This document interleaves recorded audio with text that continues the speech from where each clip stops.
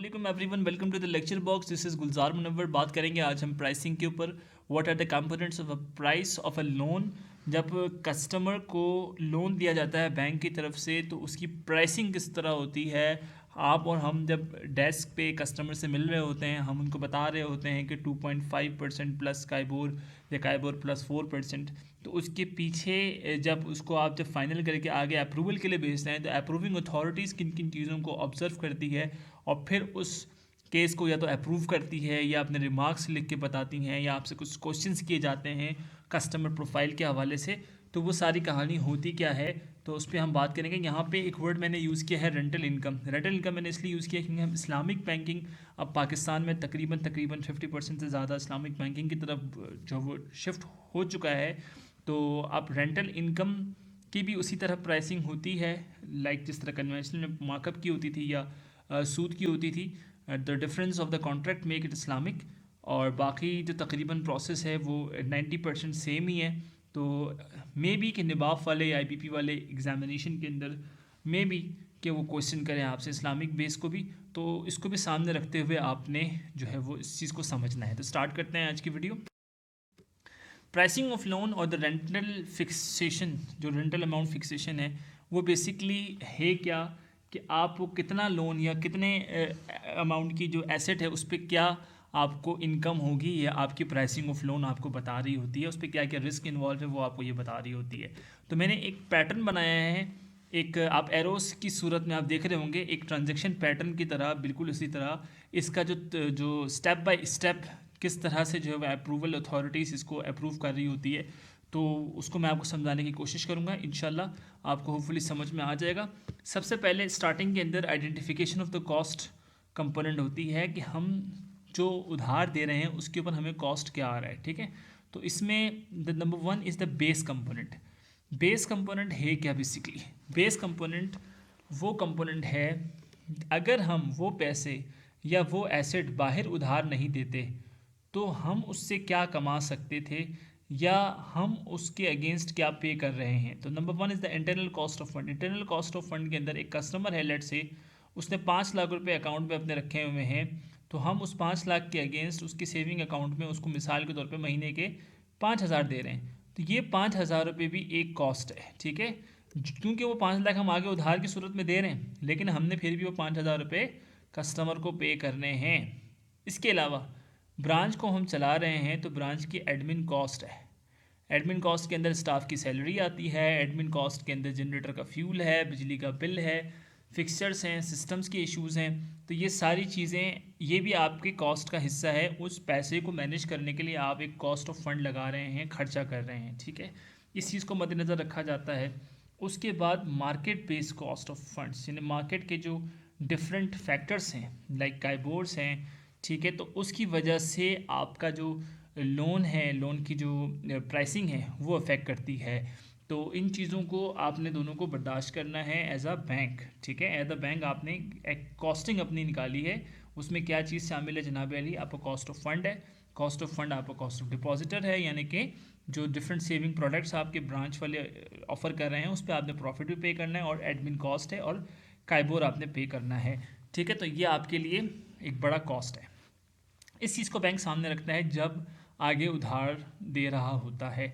Secondly variable components को सामने रखता है। वेरिएबल कंपोनेंट्स वेरी करता है on the type of customer, on the type of their credit rating, on the type of the financial analysis of the customer, ठीक है। अब ये जो ऊपर वाली जो चीज़ है, ये कोई भी कस्टमर आए सब के लिए क्या है जनाब अली? ये जो बेस कंपोनेंट है ये सब के लिए सेम है, क्योंकि बैंक को कॉस्ट तकरीबन तमाम रुपयों पे एक जैसा ही आ रहा है। लेकिन जब हम बात करते हैं वेरिएबल कंपोनेंट की तो बैंक डिफरेंट कस्टमर से डिफरेंट तरीके से डील करता है, क्योंकि बैंक को बिजनेस करना है, ठीक है जी। अब कस्टमर टाइप की अगर हम बात करें तो कस्टमर टाइप के अंदर एक कॉर्पोरेट कस्टमर आ रहा है और एक प्रोप्राइटर कस्टमर आ रहा है। तो बैंक इसको प्रेफर करेगा एज अ बिजनेसमैन। अगर आप खुद भी सोचें तो आप कॉर्पोरेट को प्रेफर करोगे, क्योंकि कॉर्पोरेट से हम डिफरेंट और प्रोडक्ट्स भी उसको क्रॉस सेलिंग में बेच सकते हैं, ठीक है। कॉर्पोरेट कस्टमर्स को लेने का मकसद ये होता है, उसके एम्प्लॉयज़ होते हैं, उसके डिफरेंट कनेक्शंस होते हैं जिसको यूटिलाइज़ करके बैंक बहुत ज़्यादा अर्निंग कर सकता है। तो अब अगर एक कॉर्पोरेट कस्टमर आपके पास लोन लेने आता है या कोई फाइनेंसिंग लेने आता है तो आप उसको प्रेफर करोगे, आप उसको अच्छे रेट दोगे, ठीक है जनाब अली। क्यों? क्योंकि उसकी एक मार्केट वर्थ है, उससे आप अपने लिए बहुत अच्छा बिजनेस जनरेट कर सकते हो। अब कॉर्पोरेट क्लाइंट लेट से आपके पास आता है तो उसके लिए ज़्यादातर बैंक क्या करते हैं, लोअर रेट रखते हैं। लोअर रेट रखते हैं क्यों? क्योंकि रिस्क उसके अंदर कम है।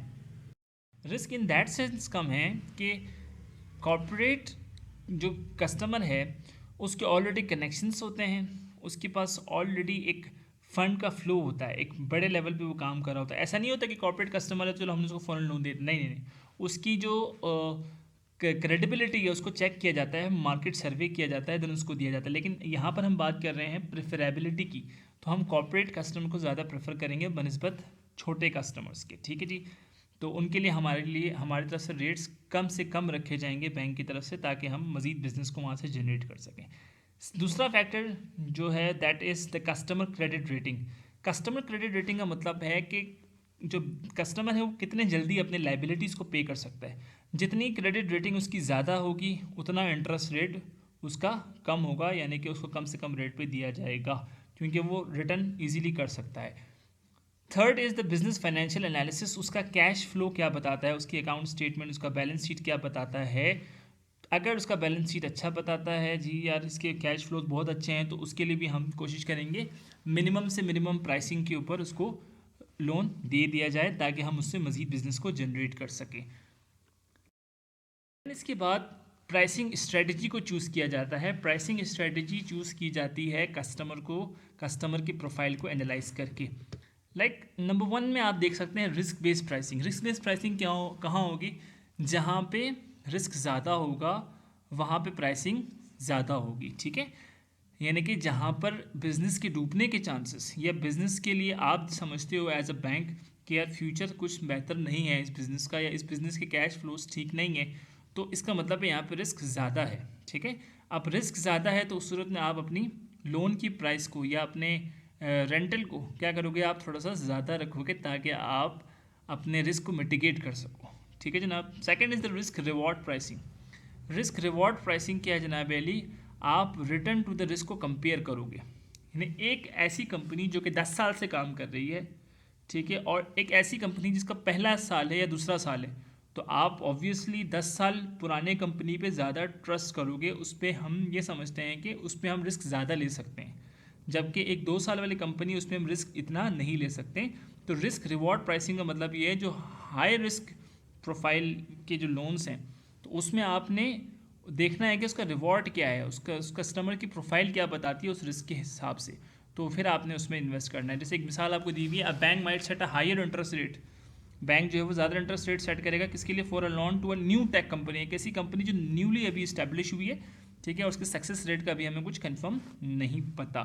तो प्राइसिंग स्ट्रेटजीज़ को भी जो है वो अप्रूवल अथॉरिटीज़ देख रही होती हैं। दैन उसके बाद रेट टाइप कस्टमर से भी पूछा जाता है, उसको गाइड किया जाता है। रेट टाइप 2 तरह के होते हैं। फिक्स रेट में ये होता है 10 साल के लिए आप लोन ले रहे हैं या 20 साल के लिए ले रहे हैं, आपका रेट बिल्कुल फिक्स रहेगा, ठीक है।